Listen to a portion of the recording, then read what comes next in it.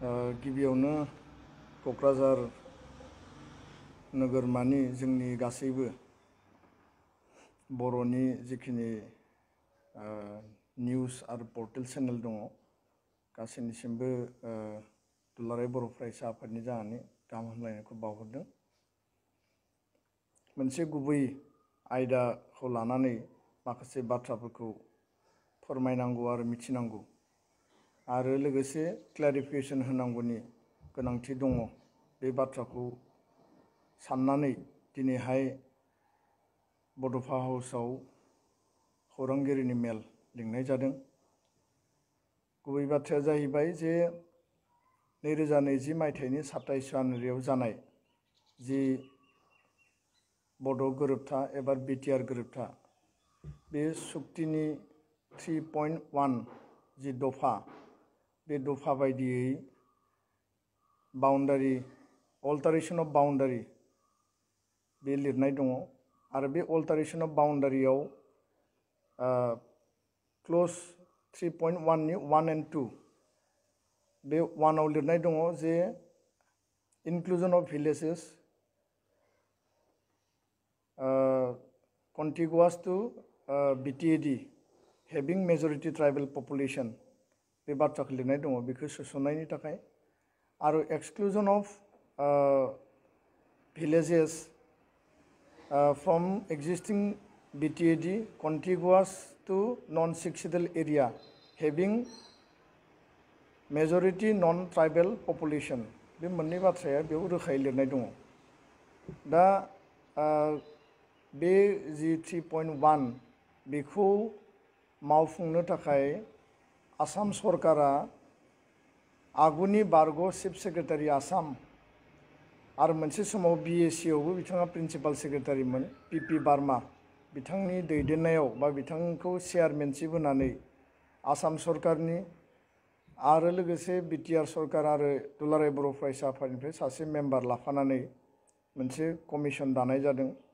आरो बे कमिसना थांनाय खेबनै बिसायख'थिनि मडेल कड अफ कन्डाक्ट आरो खेबनै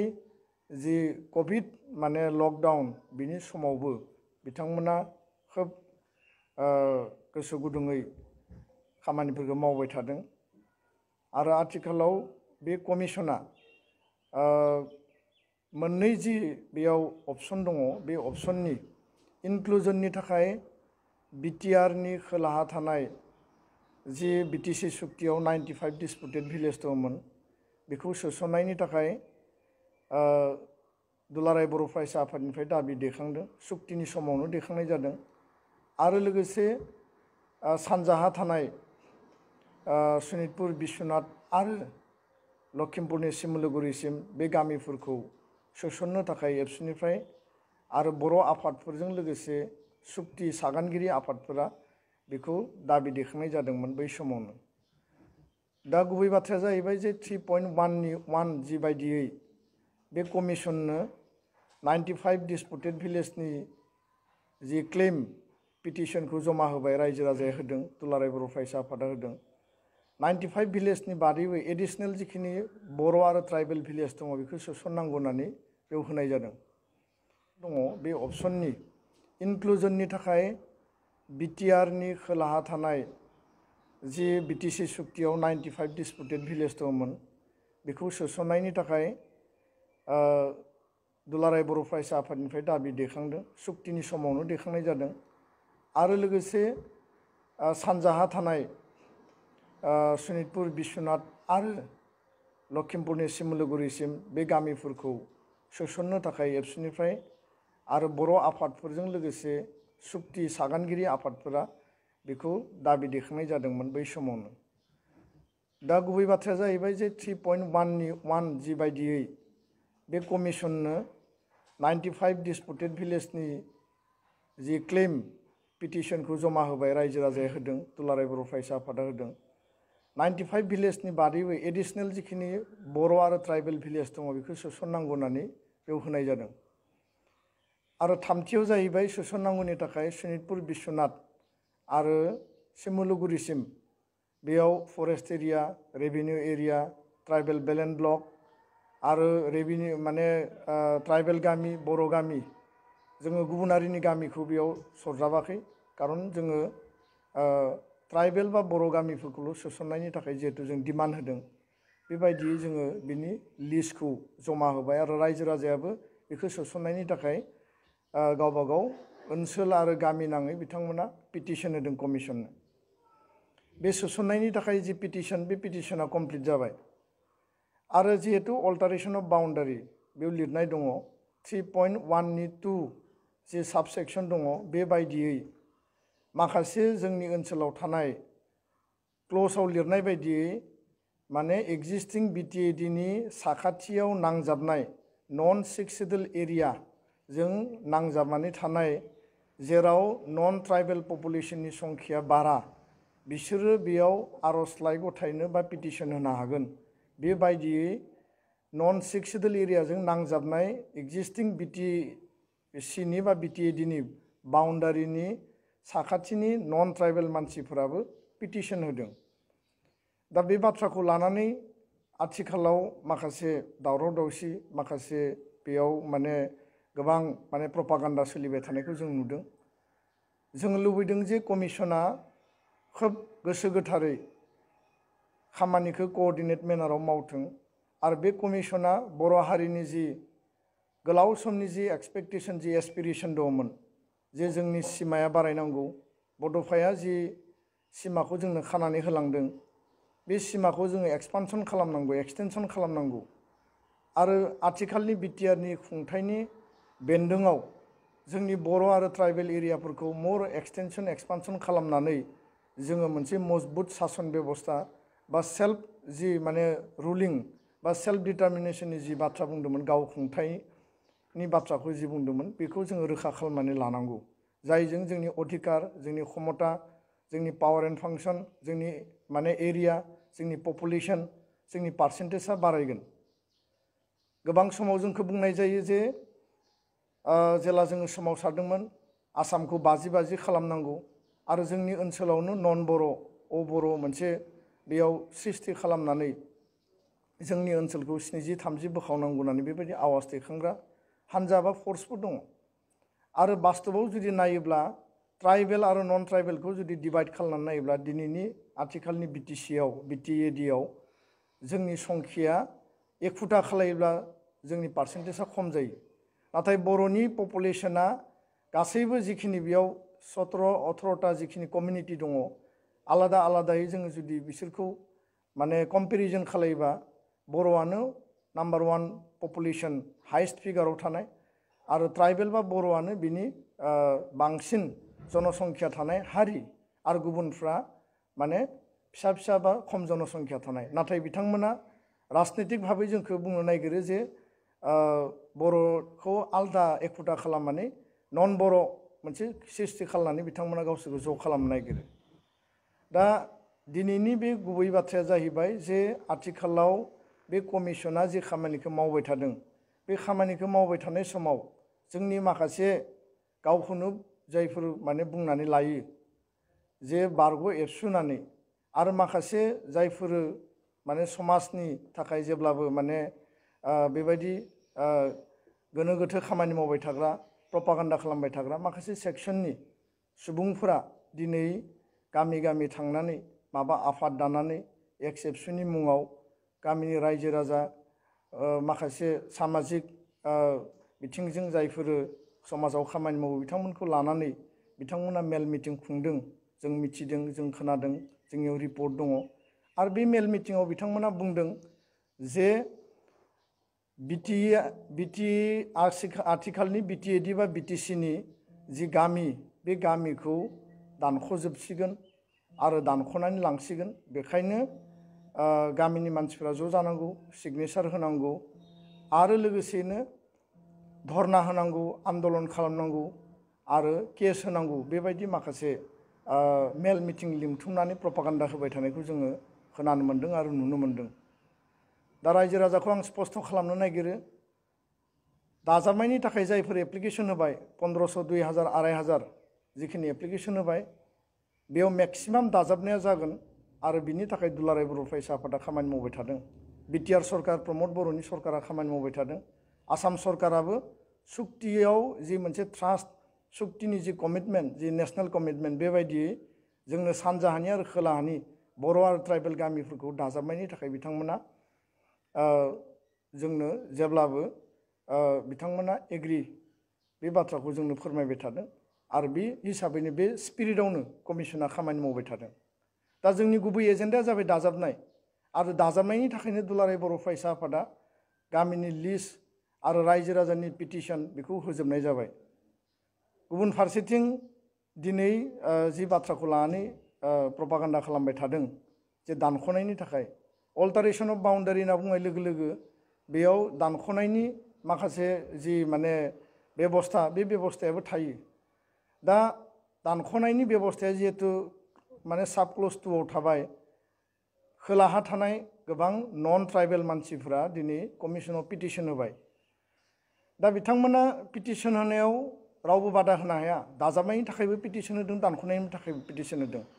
नाथाय गुबै बाथ्राया जाहैबाय जे जायफोर गामिफोरखौ जायफोर ओनसोलफोरखौ दानख'नायनि थाखाय पिटिसन होदों बे बेसेबां लजिकेल बेयो बेसेबां माने एक्सेप्टेड बे मेटारखौ कमिसना नायबिजिरदों आरो बेखायनो दुलाराय बर' फरायसा आफादा स्पष्ट बुंदों जोङो कुनु कारनाव दानख'नायनि थाखाय जोङो पिटिसन होआखै आरो दानख'जानांगौ होननानैबो पिटिसन होआखै आरो दुलाराय बर' फरायसा आफादनि सुक्तिनि समनि डिमान्डआबो दानख'नायनि थाखाय डिमान्ड गैया दा दिनै जायफोरा दानख'नायनि थाखाय एप्लिकेसन होदों बेखौ कमिसना नायबिजिरदों आरो बेयाव स्पष्ट भाबै दुलाराय बर' फरायसा आफादा बुंगोन जे कुनु मोनसे ट्राइबेल बेलेन्स ब्लक कुनु मोनसे ट्राइबेल गामि आरो बर' गामि स्पष्टयै बुंदों ट्राइबेल बेलेन्स ब्लक ट्राइबेल गामि बर' गामि एक इंसि बा नखरसे बा गामि मोनसे एक्जिस्टिं बिटिएडिआव जि दङ जोंहा सिमा दङ बिनिफ्राय बे मोनथाम केटेगरिखौ कुनु कारनाव दाननाय जाया आरो बेखौ जोंनिफ्राय दुलाराय बर' फरायसा आफादनिफ्राय जों स्पष्ट बुंदों रायजो राजाखौ जों बुंदों गोबां जायगायाव रायजो राजाफोरखौ भुवा मेप मोनसे आखिनानै गोजासिन बर' गामिनि गोजौआव गोजासिन आखिनानै बर' गामिखौ गाहायाव दोननानै बे दानख'सिगोन आरो बेबायदि मेपफोरखौ गोबां जायगायाव चिरां क'क्राझार बाक्सा उदालगुरियाव प्रसार खालामदों आसलते बे मेपआ सोरनि बे मेपखौ सोर दिहुनदों बे मेपआव सोरनि सहि दङ रायजो राजाखौ आङो मोजाङै नायबिजिरनो थाखाय मेलेमजिबि जोंनि आफादफोर दल संगठनखौ नायबिजिरनो थाखाय आं खावलायदों जे बे मेपआव सोरनि सहि दङ कमिसननि चेयारमेननि दुलाराय बर' फरायसा आफादनि बिटिआर सरकारनि आसाम सरकारनि होम डिपार्टमेन्टनि सोरनि सहि दङ बे मेपआवथ' रावनिबो सहि गैया बे मोनसे ब्लेंक मेप आरो मोनसे ब्लेंक मेपखौ जायखिजाया सुबुङानो मबाइलाव एन्ड्रइड मबाइल स्मार्टफनाव कम्पिउटाराव एडिट खालामनो हायो आरो बेबायदि मोनसे भुवा जाल एडिट खालामनानै बानायनाय बे मेपखौ हारसा ओनसोलाव गुबुनारि ओनसोलाव थांनानै बुंहैदों जे नोंथांमोननि गामिखौ दाजाबनाय जासिगोन बर' गामियाव ट्राइबेल गामियाव थांनानै बुंहैनाय जादों जे एक्जिस्टिं नोंसोरनि बिटिसिनि जि गामि दङमोन बर' गामिखौ दिनै दानख'नाय जासिगोन बेबायदि माखासे भुवा प्रसार प्रपागान्डा दिनै खालामनाय जादों बियो कमप्लिटलि मिसा बाथ्रा बियो मोनसे बेसलेस मेप आरो बेखौ समाजखौ डिस्टेबिलाइज खालामनानै बर' हारिनि गोजोन आरो खौसेथि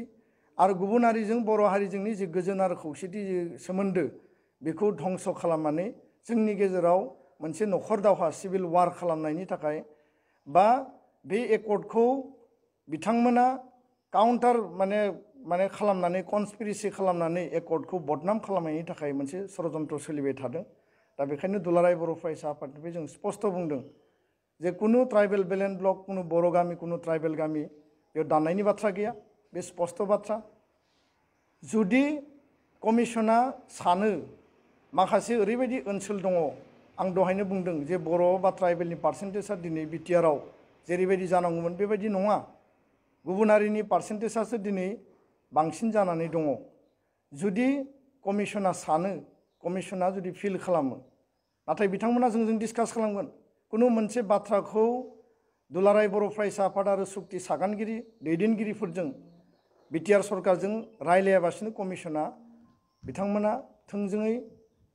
कुनु खामानिखौनो मावनाय नङा बा मावनो हाया बिथांमोना जुदिও बिथांमोना इन्डिपेन्डेन्ट बडि नाथाय बिथांमोना जिहेतु बे मोनसे क्रुसियेल मेटार आरो बे सुक्तिया बर' हारिनि स्वार्थआवनो जादों, बर'नि दल संगठना लुबैनायनि स्वार्थआवनो जादों। बे सुक्तिखौ जानायनि सिगां एनडिएफबिनि मोनब्रै हान्जा बर' हारि गोबां शहीदनि बलिदानाव बे सुक्तिया जादों। बेखायनो सुक्तिनि इन्टारेस्टआ जाबाय बर' हारिनि इन्टारेस्ट, बर' जातिनि इन्टारेस्ट। आरो बेखायनो बेयाव प्रायरिटि एजेन्डाया जाबाय बर' हारिया मा लुबैयो, बर'नि दल संगठन सोमावसारग्रा आफादफ्रा मा लुबैयो, सिगनेटरिया मा लुबैयो, बेजोंसो सोनारगोन।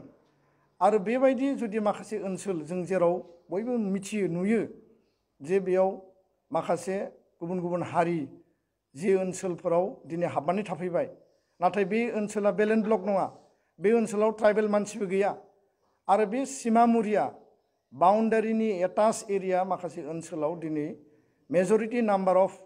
माने नन ट्राइबेल पपुलेसना दिनै बेखौ जायगा आवग्रिना लाबाय, जायनि थाखाय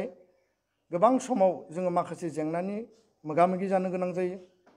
जोंनि पलिटिकेल राइट्सनि बाथ्रा बुङोब्ला दिनै भारतनि पार्लियामेन्टआव एमपिनि बाथ्रा बुङोब्ला राज्य सभा लकसभायाव जोंनि मानसि थानांगौ। दिनै क'क्राझार लकसभा समस्तियाव जों खेबनै बर'फोरा जेननो गोनां जाबाय। बे मानि थाखाय जादों? थारमाने गुबुनारिफोरा दिनै जोंनि जायगायाव बांसिन हाबफैबाय आरो सिङाव हाबनानै थानायावखौ लानानै जोंहा सावरायनांगौ गैया, रायलायनांगौ गैया। नाथाय एडजासेन्ट माखासे ओनसोल दङ जि ओनसोला जोंनि थाखाय खोब क्रुसियेल आरो बेखौ माबायदि मेकानिजमनि गेजेरजों माने कमिसना रिकमेन्ड खालामगोन बे जोंनि थाखाय नायनो गोनां। किन्तु जोंनि स्पिरिटआ जाबाय कुनु ओनसोलखौ दिनै जोङो बेबायदि जोंनि ओनसोलनिफ्राय बाद होनायनि थाखाय जोंनि सिन्तायाव गैया। स्पेसियेलि बर' गामि, ट्राइबेल बेलेन्ड ब्लक आरो जुदि सोरबा जुदि नन ट्राइबेल एरिया दङब्ला बे बिबेसना बा आन्डार कनसिडारेसन अफ डिसकासन बे मेटारा फैगोन। दा बेखायनो मानगोनां रायजो राजा नोंथांमोन, बर' रायजो राजा सिबिजाथाव आइ आफा नोंथांमोन, जोंनि गासैखौबो आङो बे बेलायाव स्पष्टयै बुंगोन, बेखौ लानानै जों दावराव दावसि जानाङा, बेखौ लानानै जोंनि गेजेराव माने हुलुस थुलुस जानाङा। बेबायदि मोनसे माने फेयारनेस जि सोनानै होदों बेखौ जोङो गैया खालामनांगोन। आरो जायफोरा बेबायदि कनस्पिरेसियाव लिप्त जादों बिथांमोनखौ नोंथांमोना कुइसन खालाम जे बे मेम्बार सोरनि आरो बबे कमिसना